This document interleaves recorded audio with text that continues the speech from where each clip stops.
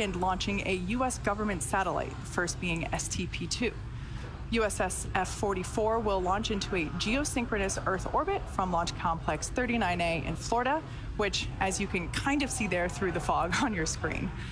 At our customer's request, we will not be showing views of the payload, so we'll be ending our webcast just after our Falcon 9 side boosters make their way back to land on LZ-1 and LZ-2, a little past the T+8 minute mark into flight. Now, as I mentioned before, it is a little foggy there at pad 39A. However, we promise that everything is still go for liftoff on time. The range and everything is still looking green.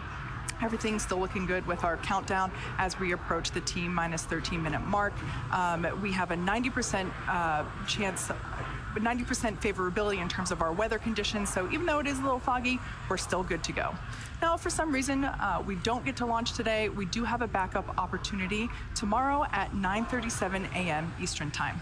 So we're now just under T-minus 13 minutes and counting. Let's take a closer look at the Falcon Heavy vehicle that will deliver the USS F-44 payload to its intended orbit. Falcon Heavy is essentially 3 Falcon 9 rockets strapped together, meaning it can carry much larger payloads not only to Earth orbit, but to the Moon and Mars as well. Like the Falcon 9, Falcon Heavy is a 2-stage launch vehicle. The big difference is that the Falcon Heavy first stage is comprised of 3 cores, and Falcon 9 only has 1. Falcon Heavy has 28 engines, making it the world's most powerful internal power. Their call out indicating that the spacecraft is now on internal power. So with the 28 engines, this makes Falcon Heavy the world's most powerful operational rocket by a factor of 2.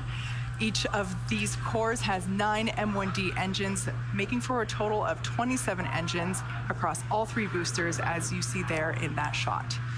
The 28th engine is a Merlin vacuum engine on the second stage, and that's what will power the payload to its final targeted orbit. Altogether, the Merlin 1D engines at the base of Falcon Heavy produce 5 million pounds of thrust, equal to 18 747s at takeoff. In fact, the engines produce so much power that we don't even run them at full thrust all at once. We do that after liftoff. Now, after liftoff, at about 2.5 minutes into flight, those 2 side boosters will separate from the center core and come back to Earth for simultaneous landings at Landing Zone 1 and Landing Zone 2, which we have a beautiful view there on your screen. If successfully recovered, the side boosters will be refurbished and used in a future national security space launch. Upon side booster separation, the center core will keep firing for about 90 seconds before shutting down its engines, then perform a standard stage separation from the second stage. We will not be attempting to land our center core today, as the mission requires more performance, meaning in order to get our payload where it needs to go for today's mission, the center core will burn the fuel that we would typically use for recovery. For those of you looking closely, even though it is a little foggy, that's why you don't see any landing legs or grid fins on the center core. We'll probably get a better view of that after liftoff. Now, moving up to the second stage, once the first stage and second stage separate, it will propel our payload to its intended orbit. At our customer's request, we will not be showing views of stage 2, so immediately after the Merlin vacuum engine on the second stage fires up, we'll be directing all of our attention to the landing of our side boosters. Now, above the second stage is where our payload is safely enclosed inside the fairing. The fairing protects the payload from aerothermal loads, heating, and contamination during ascent. Once we reach the vacuum of space, we will jettison the fairing as the second stage continues its journey to orbit. We will be attempting to recover the fairing halves today with our recovery vessel, Doug. As I mentioned earlier, today's launch is USS F-44, and that's for the national security. It's a national security space launch mission for the United States Space Force. Now let's learn a little bit more from our customer about the mission at hand.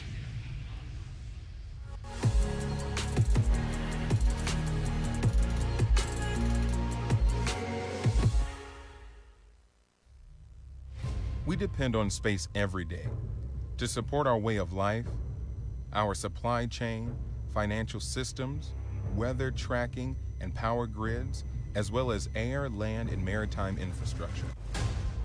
Our U.S. military is the strongest and best equipped force in the world. In the heavily contested space domain, Space Systems Command leads a team of roughly 15,000 guardians, airmen, civilians, and contractors.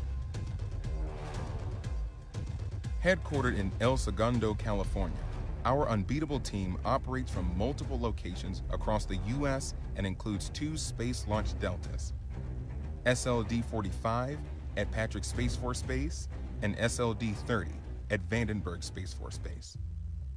Through unity of effort across the space acquisition enterprise, Space Systems Command delivers to warfighters integrated and resilient space capabilities through 5 program executive offices.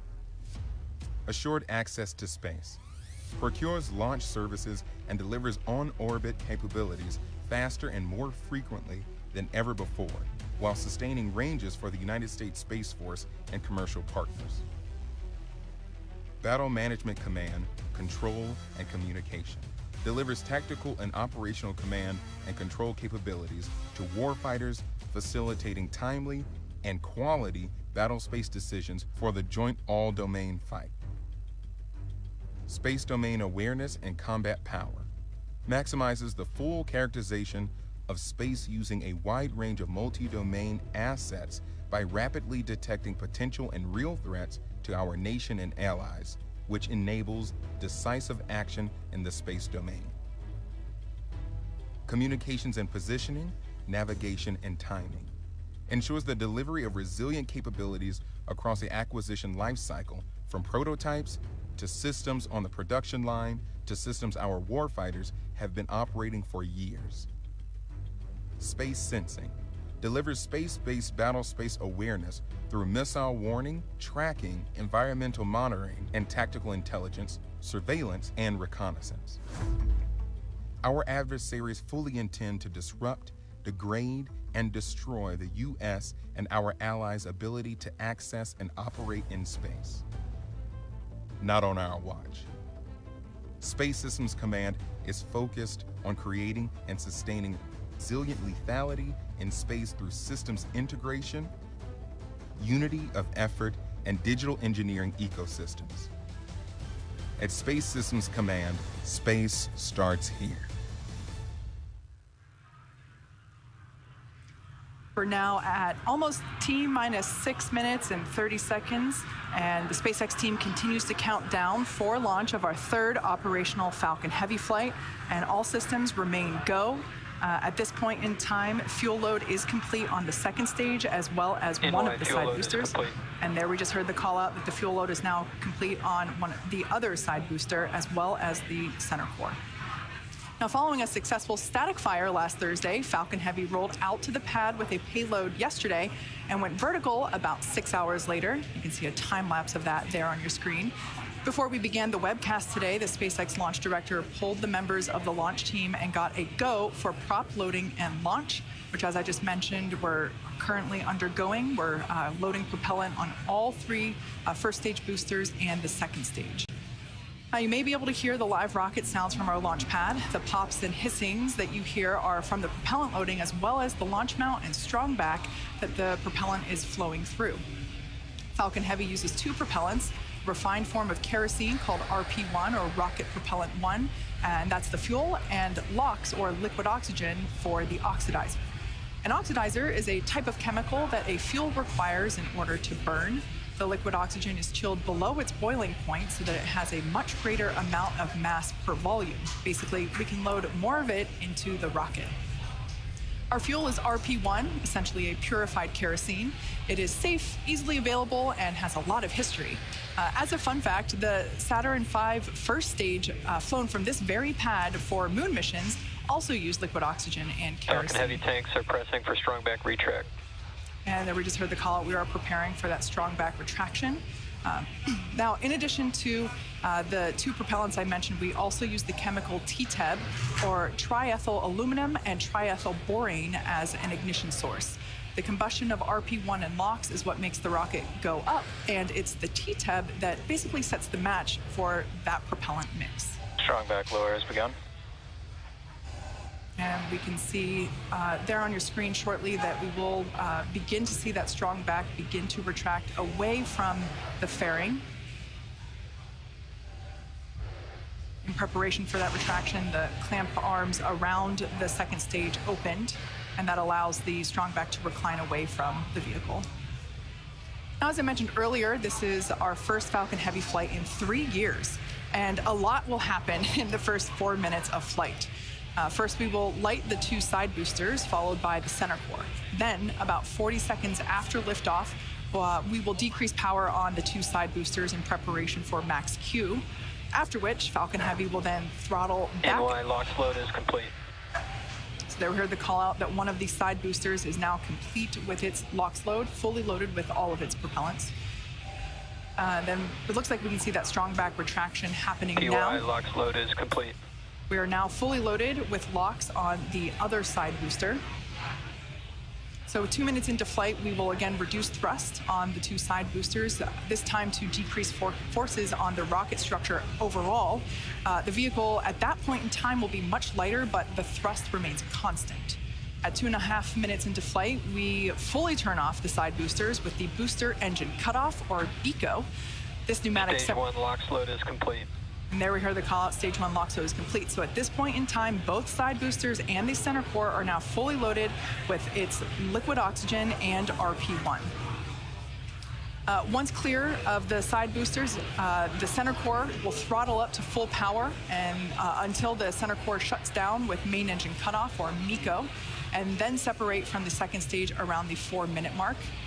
From that point on, very similar to Falcon 9 mission, side boosters will be making their way back to Earth for recovery. The fairing will separate, and the second stage will take the USSF-44 payload out into space.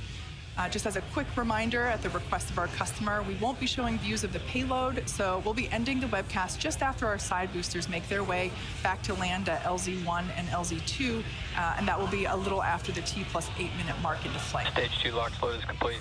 So there we heard the call out, stage 2 LOX load is complete. So at this point in time, Falcon Heavy is now fully loaded with all of its propellants. As I've mentioned before in previous webcasts, launch is hard. Falcon Heavy is no exception. We're essentially counting down 3 rockets simultaneously. So our team is going to be conservative in case anything pops up in the last minutes of the countdown.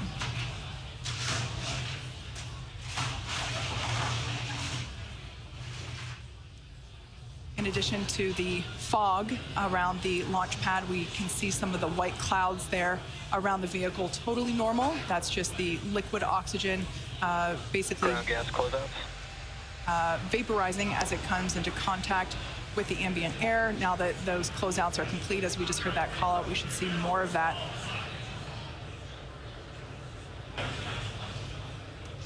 Next, we'll hear the call out that Falcon 9 is in startup.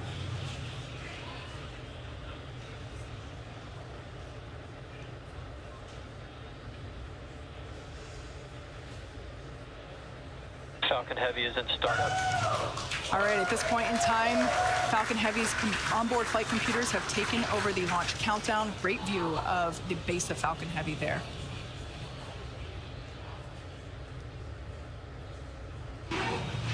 MD, LD, go for launch.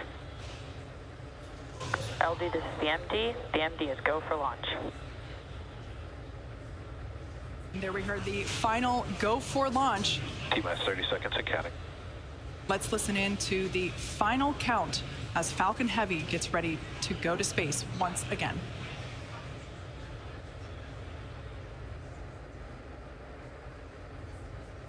T-minus 15 seconds and counting. T-minus 10, 9, 8, 7, 6, 5, 4, 3, 2, 1, 0, liftoff.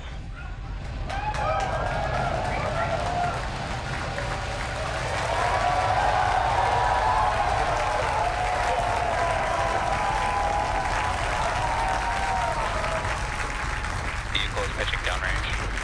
M1D chamber pressure is nominal.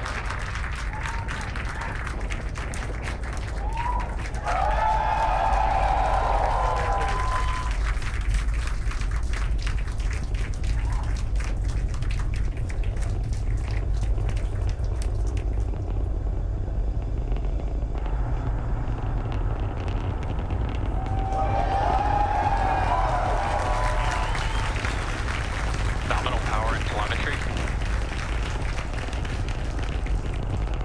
Pounds of thrust headed to space. The throttle down in preparation for max Q, moment of peak mechanical stress on the rocket. Falcon Heavy is supersonic. There we just heard the call out that the vehicle is now traveling faster than the speed of sound. What a beautiful sight.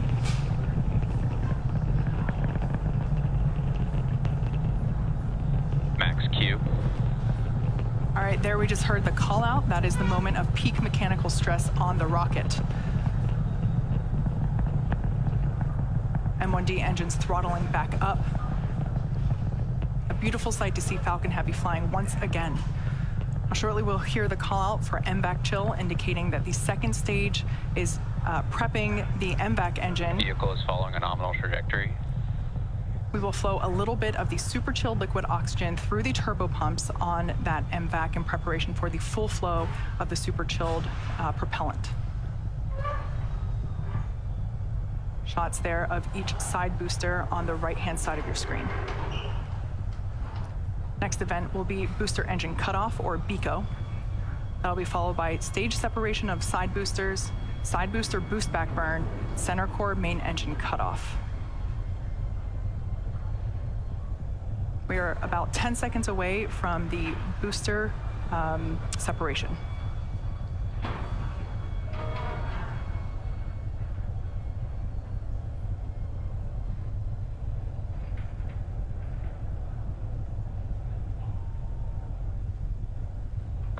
Side core shutdown. Booster separation confirmed. Engine chill for start. And there you can see and heard it by the incredible excitement within the crowd behind me. Successful separation of the side boosters. Booster boost back burn startup. There we can see 3 engines on each side booster have relit for their boost back burn. At this point in time, both side boosters are returning. All vehicles are following nominal trajectories. Good news there, both side boosters and the center core, everything looking good. Side boosters are returning to the coast of Florida, now under the power of 3 engines. That's a view there of the center core. Coming up, 3 events happening in rapid succession. We'll have the conclusion of the side booster boost back burn, followed by main engine cutoff, as well as stage separation of that center core. As a reminder, per request of our customer, we won't be showing second stage views after second engine start 1. Additionally, our center core, or stage 1, the one you see there, is expendable today, so we are not recovering this booster.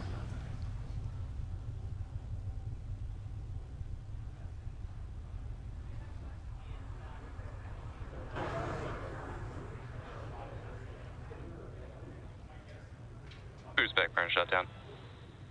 Nico. Stage separation confirmed.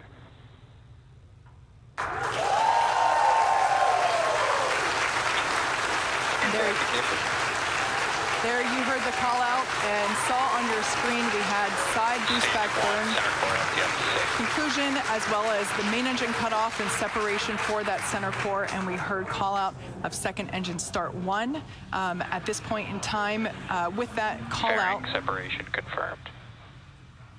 we will wrap our coverage pertaining to the second stage, keeping our focus on the All side vehicles boosters, continue to follow nominal trajectories. which you see there. Unfortunately, it looks like Acquisition of signal, Bermuda. the cameras on those side boosters are a little fogged over.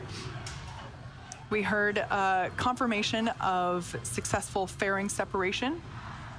While second stage continues on its journey, the fairing halves will fall back to Earth, where we will attempt to recover them using our recovery vessel, Doug.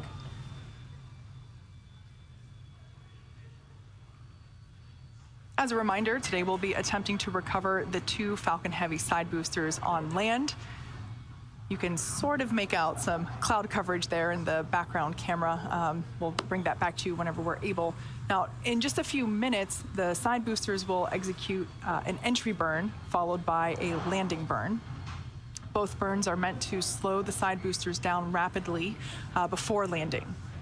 At the time of separation, the side boosters were traveling slow enough to turn around and make their way back to land at our side-by-side landing pads. If we have successful landings today, it will mark the 150th and 151st successful landing of an orbital class rocket. As I mentioned earlier, center core is going to be expended, and we are not attempting to recover it. This allows us to utilize All vehicles continue to follow nominal trajectories. all the propellant on board and deliver peak performance for the payload delivery. On the left-hand side of your screen is a live view of Hawthorne Mission Control here at SpaceX headquarters. We're about 30 seconds away from the entry burn for the 2 side boosters. They're on the top and bottom of the right-hand side of your screen.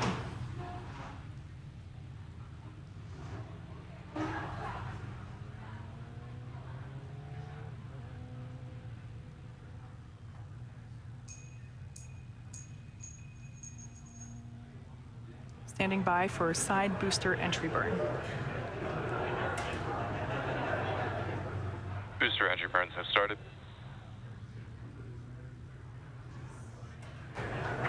There we heard the call out that the booster entry burn has begun.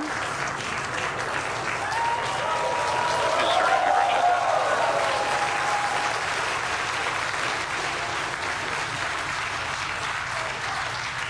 Looks like the ice on those cameras are now clearing. EY and NY FTS have safed. All vehicles continue to follow nominal trajectories. So that re-entry burn has concluded. We're expecting the landing burn to begin in about 30 seconds. The entry burn intended to slow the vehicles down significantly as they re-enter the Earth's atmosphere.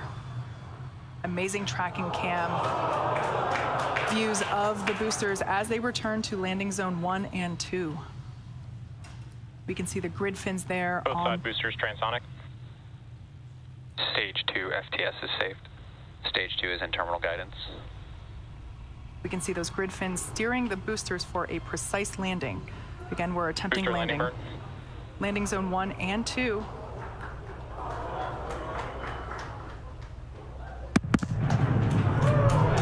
There we just heard sonic booms.